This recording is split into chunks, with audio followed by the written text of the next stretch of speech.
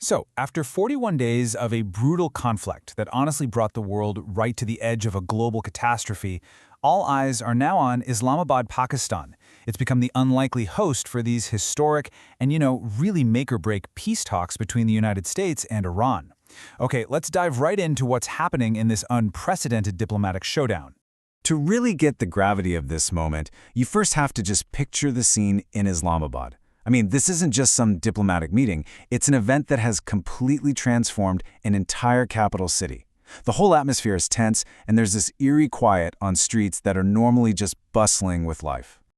The security in Islamabad is, well, it's a story in itself. The city's been turned into a fortress. We are talking about a complete and total lockdown. Paramilitary rangers and the army are everywhere. They declared a 2-day public holiday just to keep people off the streets. The whole government district, the Red Zone, is under army control, and all the major roads are sealed off. The 5-star Serena Hotel, where the delegations are staying, completely cleared of every single other guest. And to top it all off, a U.S. Air Force C-130 already landed with an advanced security team. This isn't just protocol, It's a clear message about how fragile and incredibly high stakes this whole summit really is. So the big question is, how did we get here? How do we get to a point where a city of over 1 million people has to be turned into a fortress just for peace talks? What pushed the U.S. and Iran so close to the brink of a global war? And why is it all coming to a head right now in Pakistan? Well, it all happened terrifyingly fast. The whole thing kicked off on February 28th with a U.S.-Israeli attack on Iran. Iran's response was swift and, frankly, devastating. They blockaded the Strait of Hormuz, which is a critical artery for global oil. And just like that, the world plunged into an energy crisis, and the rhetoric got hotter and hotter. On April 8th, U.S. President Donald Trump threatened an attack that would make a, and I quote, whole civilization die. Just when it seemed like a wider war was totally inevitable, Pakistan stepped in on April 9th and managed to broker a very fragile 2-week ceasefire. And you have to understand, those 41 days had a real tangible cost for the entire world. Beyond the absolutely tragic human toll, over 13,000 casualties across 5 nations, the economic shockwaves were just immense. Oil prices shot up by 34%. And just look at the traffic through the Strait of Hormuz, a staggering 94% drop. The world wasn't just watching some regional conflict, it was feeling the economic pain every single day. And that brings us right to Pakistan's central role in all of this. With the world economy teetering and military escalation looking like a sure thing, it was Pakistan's leadership that somehow managed to pull both sides back from the brink. This is being called the country's biggest diplomatic win in years, and it really showcases its unique geopolitical leverage in a moment of extreme crisis. And look, we don't have to guess about this. We have it straight from the U.S. president himself.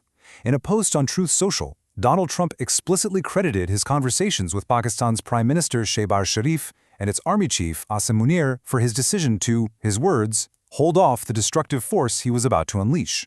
I mean, that is a rare, direct acknowledgement of a foreign power's influence on a U.S. president's military decisions. So how'd they pull it off? Well, the strategy was a classic 2-track approach. On one hand, you had the civilian channel, with Prime Minister Shehbaz Sharif doing the high-level political outreach to world leaders. At the exact same time, you had the military channel, run by Army Chief Asim Munir, who was managing the incredibly sensitive direct communications between the rival militaries and intelligence agencies. This dual approach was absolutely critical for building trust and making sure the ceasefire actually held. So, with the ceasefire in place, the focus now shifts from de-escalation to actual negotiation. The delegations are arriving in Islamabad. So, who are the key figures being entrusted with this monumental task of turning a fragile truce into some kind of lasting peace? Both sides have sent some seriously high-level teams, which tells you they're taking this seriously. The U.S. delegation is being led by Vice President J.D. Vance himself, and he's accompanied by Special Envoys Steve Witkoff and Jared Kushner. On the Iranian side, you've got their Foreign Minister, Abbas Araghchi, and the Parliament Speaker, Mohammad Bagher Ghalibaf, along with some pretty senior figures from the influential Revolutionary Guard. These are the people who make the decisions. Okay, so the starting point for all of this is a 10-point proposal that came from Iran, which the U.S. has accepted in principle. Now, the demands are huge. We're talking full sanctions relief, recognition of their nuclear program, a complete U.S. military withdrawal from the region, and compensation for war damages. And here's a crucial one. It also demands a halt to all hostilities, including those in Lebanon. And just to add another layer of complexity, delegations from Qatar and Saudi Arabia are also in Islamabad, holding their own talks on the sidelines. But even as the negotiators are settling in, this whole process is balanced on a knife's edge. There is one single issue that threatens to unravel the entire thing before the talks can even really begin, and it's all happening hundreds of miles away from Islamabad. And that crucial sticking point is Lebanon. You see, the US and Israel, they argue that the ongoing Israeli bombardment of Lebanon is a separate conflict.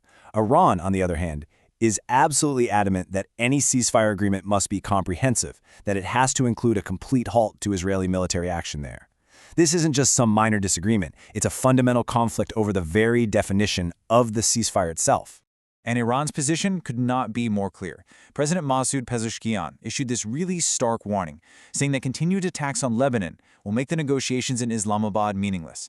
He finished with a chilling promise: our hands will remain on the trigger. That is a direct threat to collapse this entire peace process. And yet, in the face of that threat, you have the host nation, Pakistan, trying to hold it all together. Their official statement expresses satisfaction and stresses the need for all parties to maintain the ceasefire. It's a masterful display of diplomatic calm, but it really highlights the immense tension between the public optimism of the mediators and the grim battlefield realities that could derail everything at any moment. Which brings us to the final, critical question. With bombs still falling in Lebanon and Iran's finger literally on the trigger, can the delicate work of diplomats in Islamabad possibly overcome the raw violence of the battlefield? The fate of the Middle East, and maybe even the world, really does hang in the balance.